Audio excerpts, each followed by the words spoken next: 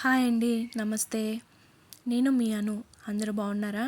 ఇవాల్టి వీడియోలో mutton curry చాలా ఈజీగా ప్రెషర్ కుక్కర్లో ఎలా వండుకోవాలో చూద్దాం. ముందుగా ఉల్లిపాయ ముక్కలు చిన్నగా కట్ చేసుకుని స్టవ్ వెలిగించుకుని కుక్కర్ పెట్టుకోవాలి.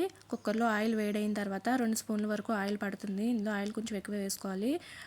ఆయిల్ వేడైన తర్వాత ఉల్లిపాయ ముక్కలు వేసి సాల్ట్ వేసి వేయించుకోవాలి. సాల్ట్ వేస్తే త్వరగా వేగిపోతాయి.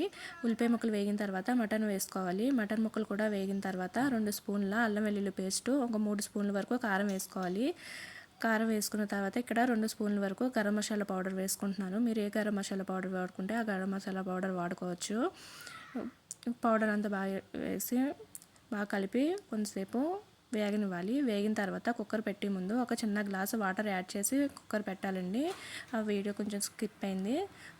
కుక్కర్ ఒక 6 విజిల్స్ వరకు వస్తే మటన్ బాగా మెత్తగా ఉడుకుతుందండి. మటన్ కుక్కర్ విజిల్ తీసిన తర్వాత మీకు ఇంకా కొంచెం పలచగా అనిపిస్తే ఒక 2-3 నిమిషాలు స్టవ్ ఆన్ చేసి ఉంచితే దగ్గర పడుతుందండి. లాస్ట్లో కొత్తిమీర జల్లుకుంటే రెడీ అయినట్టే. Thank you.